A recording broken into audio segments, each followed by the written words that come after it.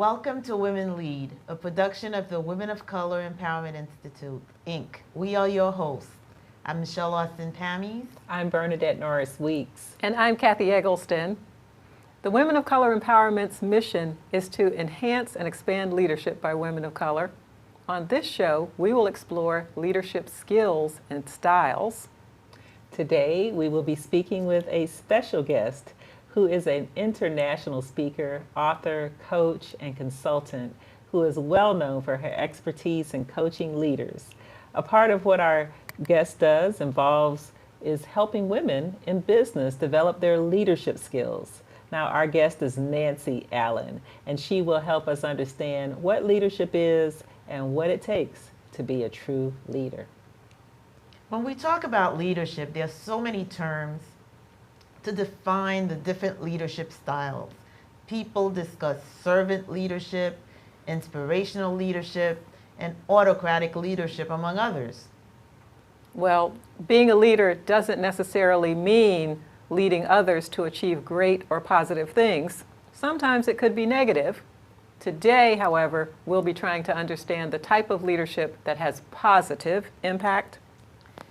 Clearly, there are some leaders that are renowned, recognized, and it goes without saying, for example, that Martin Luther King was a leader, and he continues to lead posthumously because he's quoted every day. But what is it about him? What was it, that trait that he had that made him such a great leader? That's what we need to explore. What is it?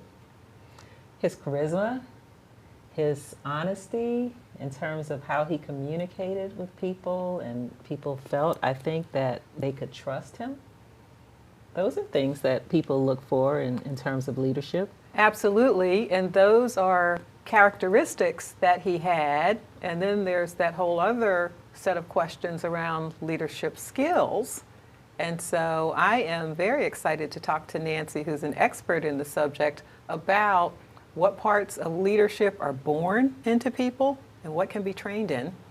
Well, I am interested in speaking with Nancy. And Nancy, speaking of training, she's one of our trainers for the Women of Color Empowerment Institute, and she is just phenomenal. So we're really happy to have her on the show. But one of the things I'm interested in is why women oftentimes don't refer to themselves as leaders. I mean, we've had some amazing women just interviewed on this show, but they don't see themselves necessarily as leaders. But they're clearly leading, right? They're almost like not accepting the title, a little bit too much humility. I don't know why that is, but we should look into it at Ask Nancy. Absolutely. We definitely need to do that. That's the conversation we need to have. And we'll be right back with our guest, Nancy Allen. Stay with us. At the Women of Color Empowerment Institute, our mission is to enhance and expand leadership by women of color. We do this in a variety of different ways, including but not limited to providing mentorship opportunities for young professionals where we assist in helping to create paths to leadership. We empower women to develop capacities for social change. We produce programs that promote heritage awareness, and we provide training opportunities for business and government. Our institute holds seminars focused on professional success techniques, and we host many other events such as our popular Advocates for Change and Leaders Connect. The Women of Color Empowerment Institute publishes a magazine called Women Lead. Our signature event is the Women of Color Empowerment Conference, a yearly conference where hundreds of leaders gather from all across the United States and beyond. To learn more about membership and how you can support our programs or be a sponsor of the Women Lead TV, visit us at nationalwomenofcolor.com. Again, that's nationalwomenofcolor.com. Welcome back to Women Lead. Our guest today is Nancy Allen. Nancy is an international speaker, coach, consultant, and expert on women's business issues. She has over 30 years of experience helping small business owners at all stages of growth.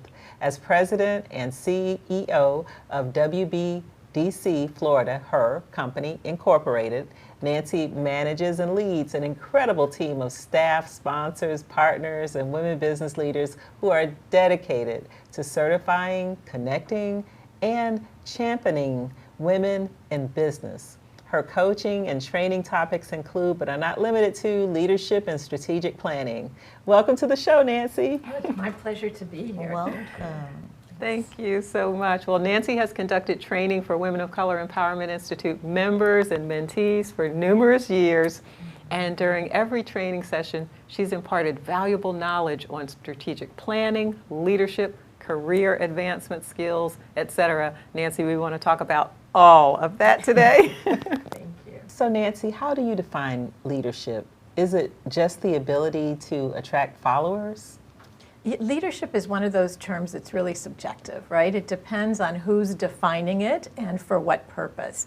But generally, leaders have followers. Sometimes those followers come voluntarily, other times they're kind of forced, and those are not great leadership skills to have when you have to force someone to follow you. My question is, how do you identify someone as a leader? What I'm looking for here is, if you have a leadership position, does that make you a leader? And if you don't have one, does that mean you're not? Now, again, a really great question, right? So the ability to lead is self-determined. So you could be working in a company where you don't have a management position, but you're still a leader. You're a leader amongst your peers. You could also be, because of promotions, assigned to be a leader and then fall flat because you don't have the necessary skills. And I think that leadership, part of it is innate because of charisma and because of having an open personality and being interested and compassionate towards others, but a lot of it is learned. And I think women have the capacity to be really great leaders because we have a lot of emotional intelligence. And leaders are generally very, very emotionally intelligent. Would you say that there is a difference between personal leadership and professional leadership? And do most leaders seem to exhibit both types? Yeah, it's kind of like asking, are you a different person at work than you are at home? And if you're an authentic leader, if you're an authentic person, you're the same person at work, at home, at church, in your community, when you travel. You bring your same core values, your same skill sets. So I think I would answer that no, there's no difference. In the beginning of the show, we talked a little bit about Martin Luther King, and clearly he was a leader. And I'm wondering, how do you normally recognize leaders? Are there certain qualities in people that you look at that person and you say, now that's a leader? Yeah, I like to say that people who have grace and strength, who have ease, and who are comfortable with themselves are really great leaders. And I came up recently with an acronym, because I like to use acronyms because it helps people remember ideas and concepts. And so if we look at the acronym GRACEFUL, there are 8 letters in the word graceful. The first is the G. So being genuine and authentic is a really great characteristic of being a good leader. R is risk taker. Leaders take risks, right? And as a good leader, you have to take a risk. We were talking about Martin Luther King earlier. He was a risk taker. And because of his authentic risk-taking, had a lot of people following him. A is for adapting and adopting leadership techniques and skills. The C is my favorite word because that's creative, right? I think leaders are very creative and they can strengthen their leadership capacity by thinking creatively and using creative thinking techniques to lead. Then there's E for energy, F for focus, U is understanding. So as a leader, you have to understand the people that you're leading and work with them in a way that's going to get them to follow you, right? That's why servant leaders are such great leaders, because for them it's all about serving others. And then finally, L is for lifelong learning in the acronym GRACEFUL. And I think leaders are lifelong learners, because as we lead, as we interpret things, the more education, the more training that we get, the better leaders we can be. I have a couple of questions for you back to back very quickly. One is, they have tests for leadership. And I know that a lot of the programs in corporate America test leadership. The leadership development programs do that. And are they effective? They can be. They can be for people who know how to master tests and assessments, right? And not all of us are really good at that. I always recommend when I'm working with women leaders for them to just step up, right? And tell your supervisor that you're interested in leadership training. Tell your supervisor that you'd like to take the lead on a project. Show that you're trainable, show that you're capable, and that allows you to step into leadership. The back-to-back question is, people talk about servant leadership, visionary leadership, autocratic leadership, etc. Is there a preferred leadership style? I think it depends on what your goal is, right? So an autocratic leader is not a very compassionate style of leadership, but it's a very effective leadership for one kind of goal. Servant leadership, creative leadership, visionary leadership, it all depends on what your goal is. I think the key to great leadership is listening. Listening and understanding, and then readjusting and focusing and bringing your authentic self to the table. I find that the most effective leaders are the ones who are comfortable saying, I made a mistake, right? And are comfortable saying, we tried it this way, and I heard the team's feedback, it's not working this way, let's go over here and try it that way. So I think leadership is all about being compassionate, it's all about being inclusive, and it's all about being authentic. Awesome. So Nancy, you're obviously appearing on Women Lead, and we're always looking for bright minds to talk with us about leadership. And one of the things that we're wondering is whether it's harder for women versus men to lead. Is there a difference in terms of the sexes and leadership and how leadership is viewed? Can you talk with us about that a little bit? It's actually one of my favorite topics, right? To talk about the difference between the way men lead and the way women lead. And as I said earlier, women have some characteristics that are really important to be great leaders. We have lots of emotional intelligence. We're great listeners, we're compassionate, we're all about community building. Where we fall short is we think we have to be perfect leaders in order to lead, right? So when it comes to confidence, women in general want to be able to tick off 90% of the things that are required to step into a leadership position. Men, about 60%. And then they go in and say, I'll figure it out.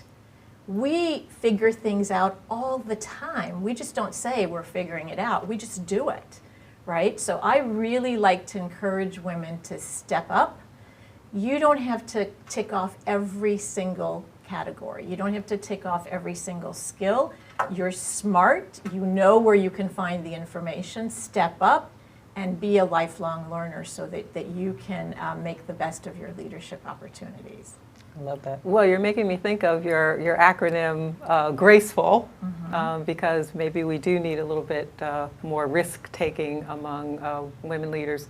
But as I reflect on GRACEFUL and I reflect on leaders I've known, leaders I've worked under, all of them were not necessarily completely graceful, if you will. Can you train this into leaders? I think, yes, you have to have willing students though, right? Sometimes we're so used to doing things one way that we don't see the opportunity to adapt and adopt other skill sets, right? But I think anyone who's open and willing to learn can be taught. So yes, I think women are quiet leaders, and sometimes we need to be a little louder with our leadership. Leading loud. I've heard you make a statement, make allies and be believers. What exactly does that mean? So the concept for making allies and believers is that you have to surround yourself with people who are going to lift you up, right? Surround yourself with people who will be talking about you behind your back. So that's part of the stepping up and the stepping into leadership. You want to create people around you who support you, who are going to remind you when you're doubting, can I really do this? Can I really step into this position? Those people are going to have your back and say, yeah, you can do it. You can do it. You've done it before.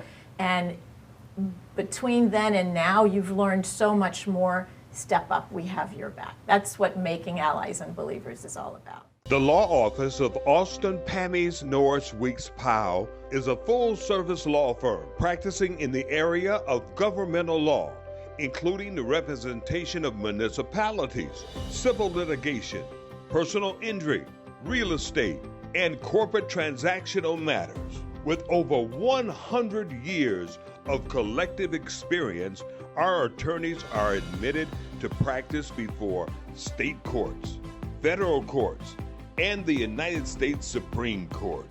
We are conveniently located in downtown Fort Lauderdale and can be reached at 954-768-9770. Or for more information about the law firm of Austin Pammies Norris Weeks Powell, visit our website at apnwlaw.com. That's apnwlaw.com.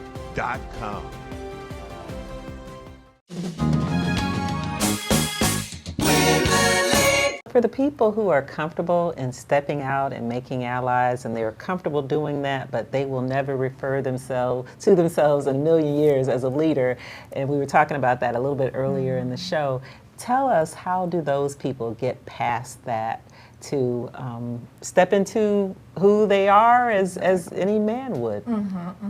Well, I think maybe it has to do with the terminology of leader.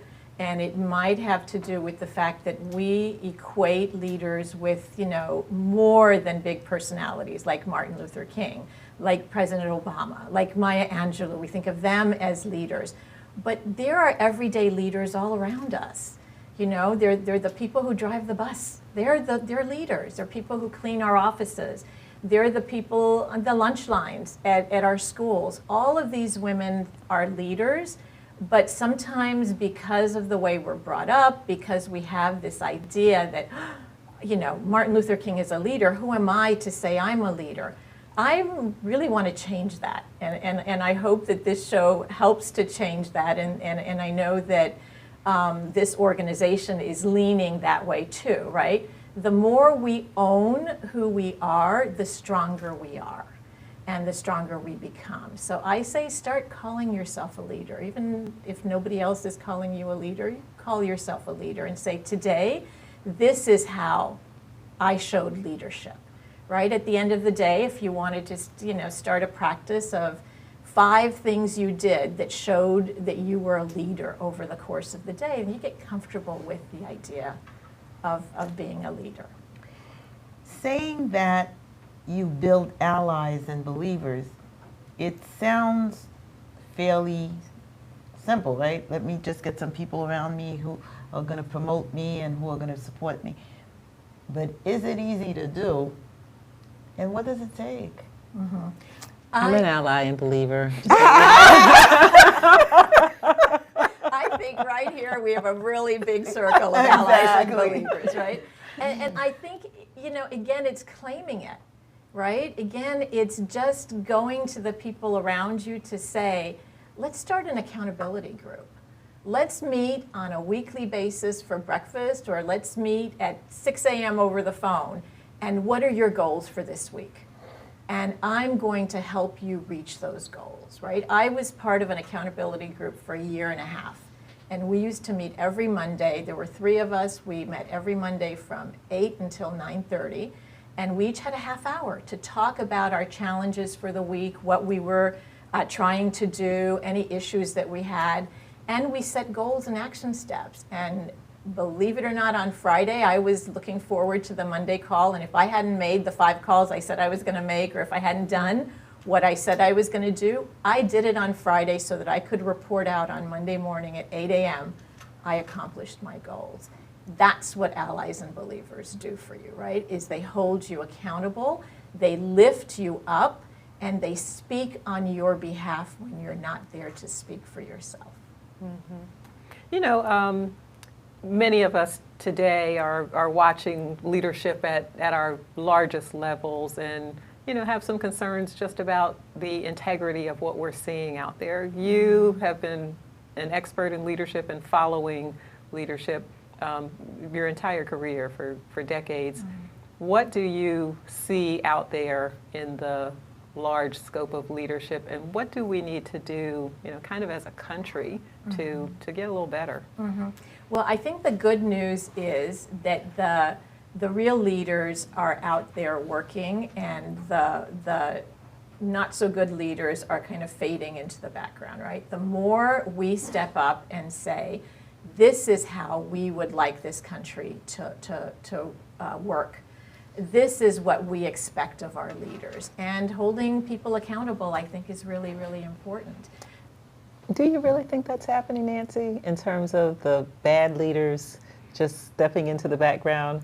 I don't know that's what I necessarily see, and I'm hoping that things will move in the direction of the bad leaders stepping in the background. I like to speak things into reality. And so I'm going to keep saying they're moving into the background and we're moving out front. And the more we do that, the better for everyone. And it comes to when we started the Women of Color Empowerment Institute, one of the issues was getting women to run for office. Yes. And there are a lot of people with extraordinary leadership skills, but they're staying in the background. And then these others are coming out. How do we get more movement from? Although we've gotten a lot of movement over the years. Oh yes, we have, but more. Yes. But that's a good question. I mean, how do the natural leaders and the more effective ones? Yeah, I'm a big believer in reaching back, right? So very often leaders, women of color, find themselves the one and only in a room, right? And that's very intimidating. It's very hard. But if we remember that somebody paved the way for us to be there, and our actions can pave the way for others to come along, and organizations like this one, that's what our purpose and our mission is, right? Is to bring up those leaders. And I think sometimes we got to do it with them kicking and screaming and saying, yes, we're holding you up. We have your back. Here's some training. Here's some resources for you. Here's a way for you to be an authentic leader and to live your core values, right? Because I think if you know your core values, then you're a leader right there, because you're interpreting and doing things that are going to help promote that and inspiring other people. We inspire people without even knowing it, right? The way we say hello when we walk into a room, the little things that we do to say thank you, to recognize someone, that goes back and has an incredible ripple effect. And the more we notice someone, the more we appreciate someone, the better they feel about themselves, and they're going to do that 5 people down the line, right? Their whole day is going to be affected. Their day is affected, their week is affected, their month is affected, their year is affected, and before you know it, you have, the makings of a really strong leader because they believe in themselves. Well said. Now, you talked about lifelong learning, and so let's give you a scenario. I'm a leader. I've been leading in this enterprise 5 years, 10 years. What kind of training should me and my executive team be doing? We're leading every day. So I love to listen to podcasts. And on the way down here, actually, I put in a podcast. It's called the Good Life Project podcast. And every week, they interview people who are leading good lives. It's very inspirational. This particular podcast that I listened to was all about relationship building and how important it is for you to have a really good relationship with the person you love the most. And sometimes what happens is we get so busy that we kind of, oh, they know I love them, and I'm going to go over here and prove I can do this over here and neglect a little bit this person here. And so one of the things they said that you could do is just have every morning a 5-minute check-in. How are you? Is there something I can support you with, right? That's leadership, because if you can take care of the person who means the most to you on a daily basis, that will help you take care of the other people around you on a daily basis. So I think leadership it's an acquired skill, and I think it's a lifelong learning opportunity. You can't just say I'm a leader and not look at how you're leading, right? And accept feedback. Some of our leaders don't want any feedback, and that's, I think, their downfall, right? And we all need to take a step back and say, okay, I think I'm doing a great job, but what do you all think? The other day, I happened to have a conversation with someone who is a leader. At least he's designated as a leader. And I realized that he was kind of sabotaging the folks under him. Mm-hmm. So I told him directly, how can you lead without anybody's support? You're only a representative of all these other people, but if you're separating yourself from them, then nobody's going to see you as a leader anymore.